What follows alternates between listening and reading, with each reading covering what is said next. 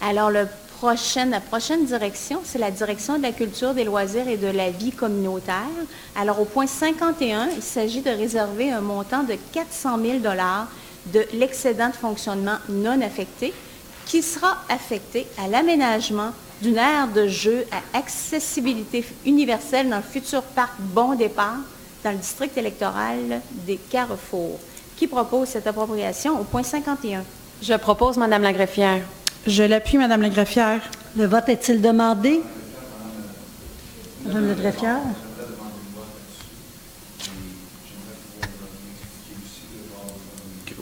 Merci. Depuis 2 semaines, mesdames et messieurs, soit depuis que la demande de ce 400 000 a été déposée au Conseil, seulement 2 semaines, on a eu, parce que cette demande-là a été formulée officiellement. De mon côté, j'ai travaillé à mieux connaître le besoin réel du secteur Adélaïde-du-Gré, Jean-Nicolet et des personnes vivant avec un handicap. Parce qu'au départ, on nous a présenté ça comme étant un projet vraiment pour des jeunes qui ont un handicap. Mais au final, je me dis, quelqu'un qui construit un parc en 2019 doit bien réfléchir aussi à ce que ça soit d'accessibilité universelle. Donc, je me suis dit, c'est un parc pour tous. Et donc, j'ai travaillé aussi à départager les faits, les opinions, les engagements de la ville. J'ai aussi, et je l'ai fait de façon ouverte, parce que pour moi, c'est comme ça, travailler ensemble, un conseil, travailler ensemble, c'est-à-dire, on fait connaître à l'ensemble du conseil les informations qu'on a, pouvant aider à une prise de décision éclairée. Pour moi, c'est comme ça, travailler ensemble. Et travailler pour harmoniser le conseil, pour moi, ça ne veut pas dire voter tout le monde du même bord tout le temps. Ça veut dire plutôt prendre des décisions dans le respect et en se basant sur des faits et des objectifs. Puis c'est ça que je m'attends ce soir aussi. Est-ce qu'à cet endroit devrait développer un parc? C'est un endroit qui a eu beaucoup de développement, qui va en avoir encore, donc oui, il devrait y avoir un parc là. Est-ce que des efforts considérables ont été déployés depuis plusieurs dizaines d'années dans ces secteurs et nous devons poursuivre l'objectif d'inclure le secteur avec le reste de la ville, de désenclaver? C'est évident. Est-ce que la décision de ne pas aller de l'avant avec ce projet va contre le bien-être des enfants aux prises avec un handicap physique? Non, non, pas du tout. Parce que quand on regarde le plan d'action du comité de suivi de la politique sur l'accessibilité universelle, on voit que plusieurs actions sont en branle et sont en voie d'être concrétisées et évidemment qu'un parc de cette ampleur-là n'était pas dans le plan d'action. Mais quand même, ces gens-là se sont montrés favorables au projet. Je me suis fait demander comment peut-on refuser l'apport du privé d'une telle ampleur. Quand le privé décide de mettre de l'argent, il faudrait que la ville aussi le fasse. Bon, d'emblée, ça peut sembler louable tout ça.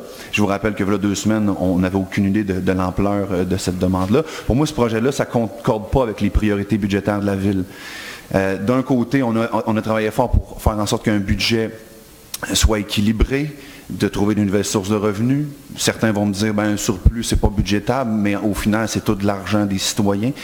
Donc on essaie d'avoir un budget équilibré, puis finalement, on prendrait une décision qui sortirait 400 000 là, des surplus. Et comment peut-on refuser l'apport du privé d'une telle ampleur? Si le projet ne répond pas aux besoins réels du milieu. Parce que moi, après avoir questionné et connu un peu l'historique de tout ça, le secteur Adélaïde-du-Gré, Jean-Nicolet a besoin d'une salle communautaire.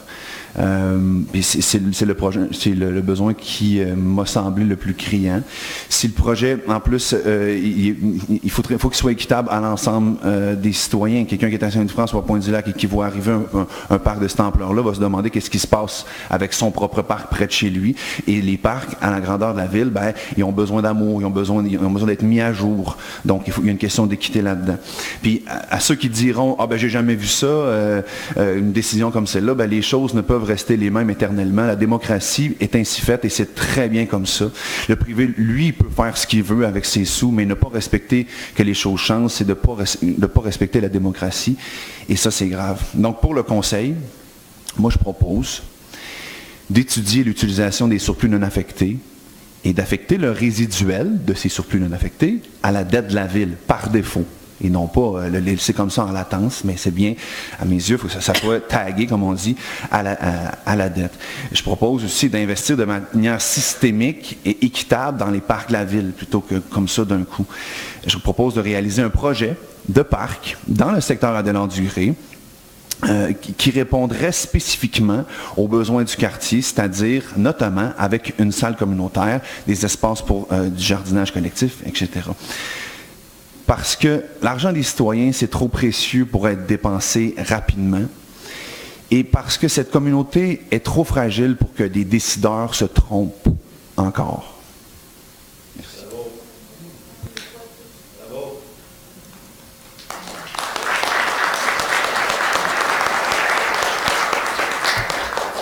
Avant le vote, j'aimerais expliquer davantage le projet, si vous me le permettez. Le parc Bon Départ, c'est un parc qui n'est pas un parc ordinaire. C'est un parc inclusif, à accessibilité universelle.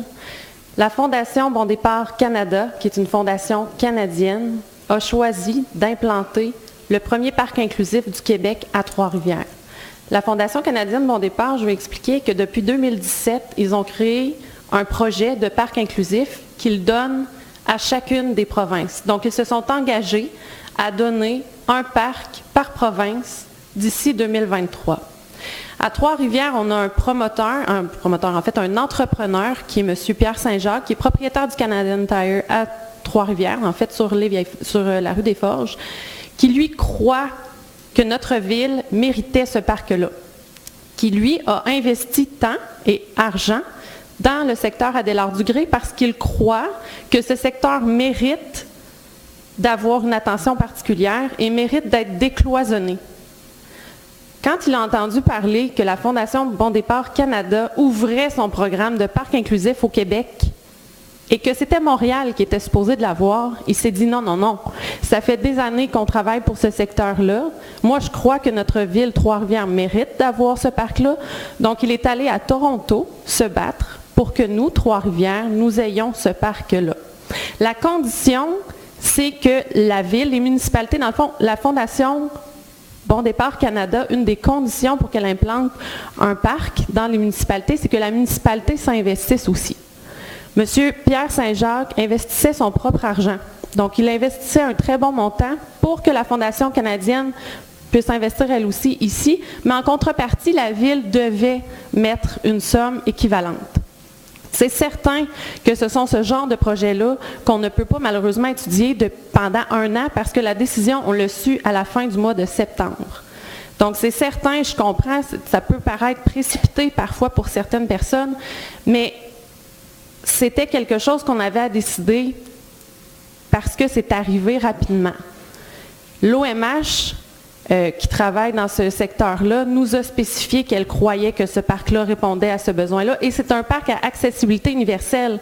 La mission et le but de la Fondation en faisant ça, c'est de rendre accessible le jeu à tous les enfants, quels qu'ils soient, de quelque milieu qu'ils proviennent, qu'ils aient un handicap physique ou cognitif, pour les enfants autistes, pour les enfants avec un handicap, pour tous.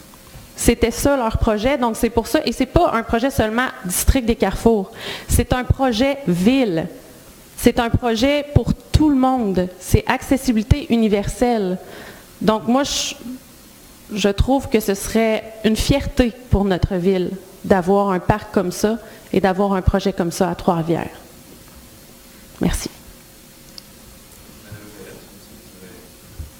Moi, je vais être un petit peu la troisième partie là-dedans. Écoutez, il y a eu un précédent il y a 15 jours, il y a une conseillère qui s'est abstenue de voter. Je ne ferai pas pareil, mais j'y ai pensé sérieusement. Pourquoi? Parce que ce dossier-là, c'est un catch-22. On vote contre, on a l'air de quelqu'un qui n'a pas de cœur, puis qui vote contre les enfants handicapés, contre les milieux défavorisés. Mais en même temps, on vote pour, puis ce n'est pas de la saine gestion. Ici, je vais me rallier, je vais voter pour, je l'ai dit avant, mais j'en ai gros sur le cœur quand même que le Conseil, dans presque la totalité, a été mis dans l'ignorance jusqu'à 15 jours à peu près. Deuxièmement, il y a des précédents dans ce dossier-là qui vont teinter le futur du Conseil. C'est que là, on fait rentrer le privé dans l'orientation de nos prochains projets. Donc, à ce moment-là, on peut être dicté par le privé des projets. Mais là, on le fait ici. Bien, il va en avoir un autre, puis un autre, c'est sûr. Et à ce moment-là aussi, on fait des travaux, la Ville va faire des travaux d'infrastructure sur des propriétés qui ne lui appartiennent pas. Ce n'est pas un parc, bien, on va le considérer comme un parc municipal, mais le parc ne nous appartient pas, le fond de terrain ne nous appartient pas. Et on va entretenir, et on ne sait pas quel coût qu'on va entretenir. Mais comme je vous dis, je ne ferai pas l'empêcheur de tourner en rond, puis je ne me défilerai pas non plus de mon devoir de conseiller de voter. Je vais voter pour, mais en me pinçant le nez. Maître Tremblay, on va procéder au vote.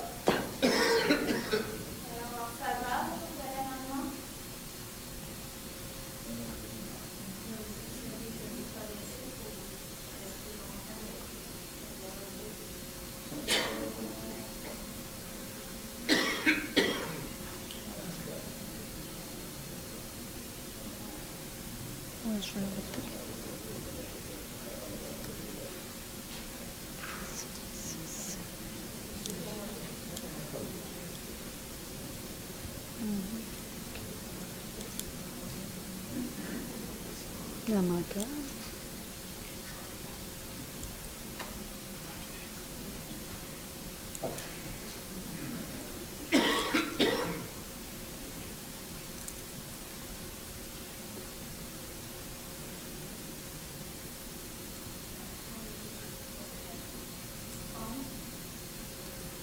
Il y a Danny Carpentier, il y a Luc Tremblay, puis Claude Ferron. Ah, excusez-moi.